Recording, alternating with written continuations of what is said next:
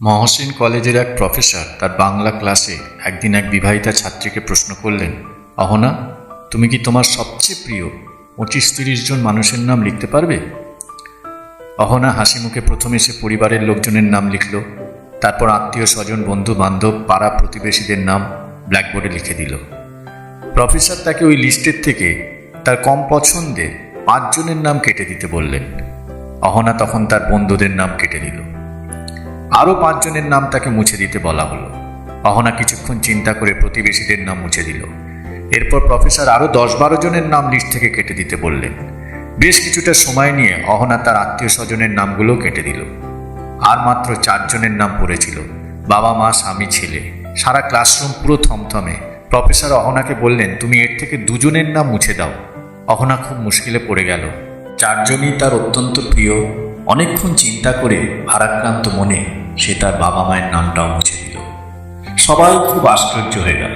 পুরো ক্লাসরুম নিস্তব্ধ। শেষে 2টো মাত্র নাম লেখা রইল, স্বামী আর ছেলে। প্রফেসর এর থেকে একটি নাম মুছে দিতে বললেন। অহনা তখন কিছুক্ষণ সময় নিয়ে ছলো ছলো চোখে হাত কাঁপতে কাঁপতে নিজের ছেলের নামটা কেটে দিল। এরপর প্রফেসর হাসি মুখে তাকে তার জায়গায় গিয়ে বসতে বললেন। অহনা ধীরে ধীরে তার সিটে গিয়ে বসে পড়ল। ক্লাসে কারো মুখে কথা নেই। প্রফেসর তখন সমস্ত ছাত্রছাত্রীদের দিকে তাকিয়ে জিজ্ঞাসা করলেন, তোমরা কেউ বলতে পারবে অহনার স্বামীর নামটাই কেন রয়ে গেল? সবাই চুপ, কেউই কোনো উত্তর দিতে পারল না।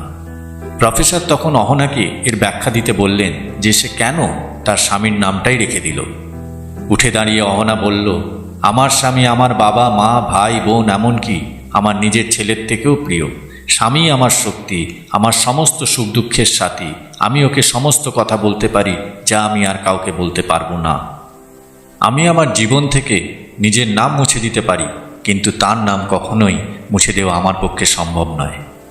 বন্ধু, স্ত্রীর ভালোবাসা এমনই হয়। তাই তাকে তার যোগ্য সম্মান ও ভালোবাসা দিন, যত্ন নিন, জীবনে তাকে রানী করে রাখুন। ধন্যবাদ। নতুন বন্ধু হলে চ্যানেলটিকে সাবস্ক্রাইব করুন, পাশে ঘন্টার চিহ্নে অবশ্যই ক্লিক করুন। ভিডিওটি কেমন লাগলো নিচে কমেন্টে লিখে জানান। আশা করব লাইক আর শেয়ার করে আমাদের সাথে নিশ্চয়ই থাকবেন।